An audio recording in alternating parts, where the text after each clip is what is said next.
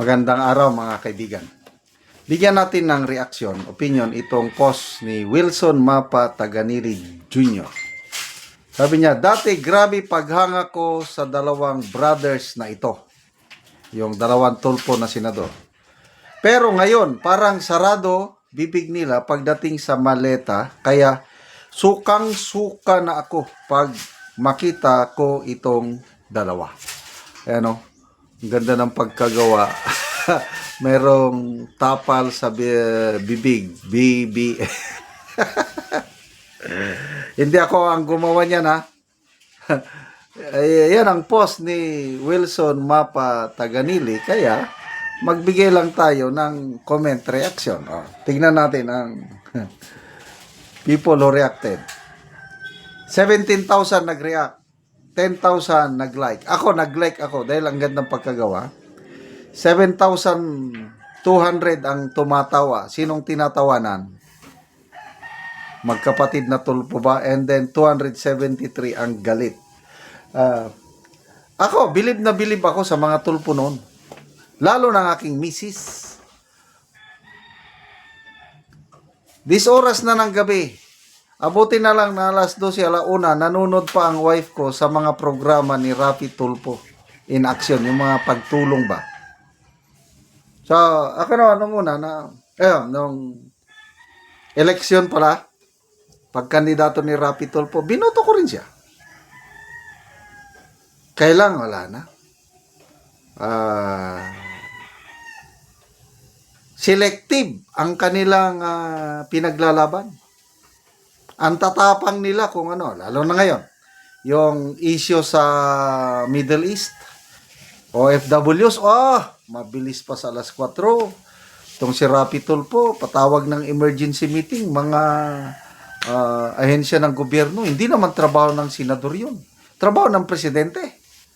Paano? Ang presidente, hindi na alam ang gagawin. Di, mas okay na lang din at may Rafi Tulfo in his capacity as chairman sa Committee on Migrant Workers, nagpapatawag ng emergency meeting. Kaya salamat na lang din. Ito naman si Erwin Tulfo, in his capacity as Committee on Foreign Relations. Ayan, gumagalaw. Mabilis sila pag ganyan. Kaya lang pagdating sa corruption within this administration, tahimik. Malala ko itong si Erwin Tulfo nung lumabas si Gutesa, Master Saraori Gutesa. Siya yung numero 1 na tanong-tanong kay Gutesa. Gusto niyang palabasin may masamang background si Gutesa. Kaya agree ako dito sa nagpost na ito na bigla silang tumahimik. Bakit kaya? Basa tayo ng mga comments. Corillo Rodel, naging trapo na rin sila. Tengog Gelson, paldo na gani. Alanrek Saberon, yes, ilang malita ba bawat isa sa inyo kaya? Waldo Reyes, nawalan ng bayag. Sa mga Tulfo brothers, 4 yan Ako, pinaka-believe ako dyan kay Ben Tulfo. Mas okay yan. Patas yan. Kaya lang dito sa dalawang senador, wala na. Totally, nawala ng respeto ko, believe ko sa kanila. Noel Gonzales, parang Viva Max na lang yan. Madami ng ipon. Eric Villazor, ikaw ba naman makatanggap? Correct me if I'm wrong. Diba kasama si Erwin Tulfo sa pinangalanan ng 18 Marines. Sabi ni Attorney Baligod, 2 daw ang kategory ni Tulfo Ni Erwin Nung kongresista pa siya, na-deliveran. Ngayong senador na-deliveran. Yun ang maalala ko na sabi ni Attorney Baligod. Ngayon, wala. Hindi daw nila papatulan ang mga Marines. Di sige, kung ayaw yung patulan, kami papatulan namin. Kung ayaw niyong patawag sa investigasyon, wala kaming magawa. Kaya lang, ang amin is malapit ng eleksyon. Kaya sa eleksyon, nakakapagtaka, itong si Rafi Tulfo, ayaw ng kumandidatong Pangulo. Ano kayang dahilan? To me, it's a good move yung hindi na siya tatakbong Pangulo kasi nga wala rin lang siyang magagawa kay BP Sara. Siya at saka si Madam Lenny, sila lang dalawa ang malakas na pwedeng didikit kay BP Sara but not enough to win over BP. O ngayon, atras na si Rapi Tulfo. To me, it's a good decision. Siguradong mananalo siyang senador. Madam Lenny, wala rin. Atras na rin. According to ex-Senator Trillanes, nireject na niya yung offer for her to run. So, sino na lang naiwan? Naiwan na lang, kampo ni Marcos is John Vic Remulla. Nako, ilan lang yung 1 point something percent, 1.4 ata, yung kanyang rating sa Tangerie survey. Samantalang si BP Sara, 48. So, galingan po. Galingan nyo, Secretary Remulla. Sana makadikit man lang kayo sa kay BP Sara. O, si Rizon Tiveros naman, 2.7%.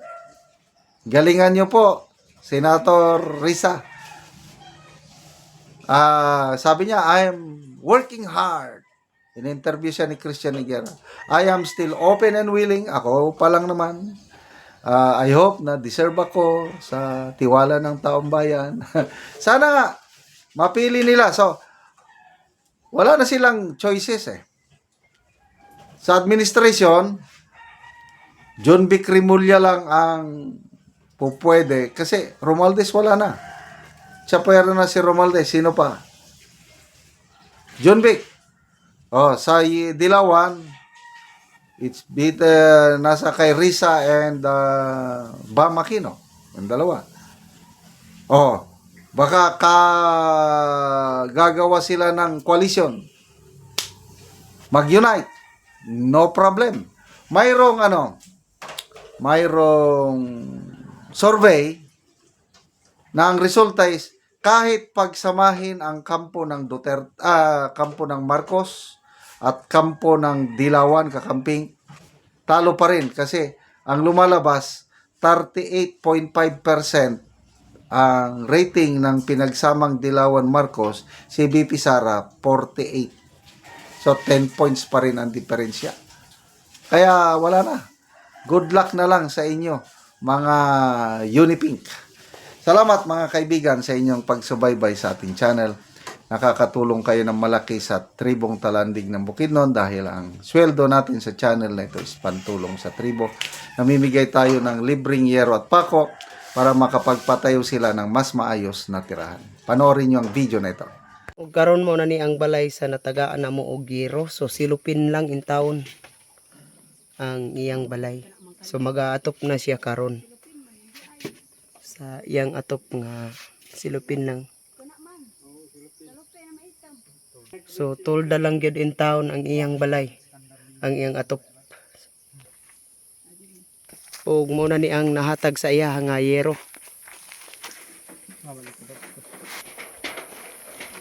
So mag-atop na gid siya. Militi asawa. Kahit yan tawag mo na ito.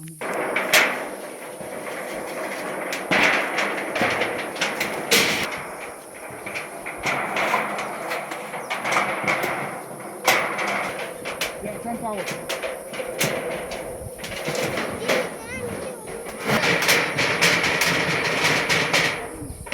Ya ba? Euro ko na. Tagibiti si Martin Euro la.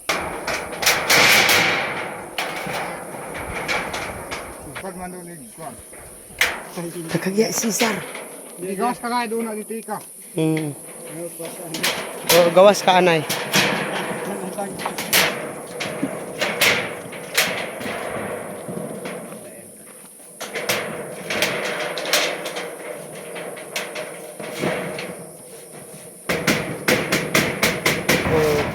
Karon managid sa pag-atop.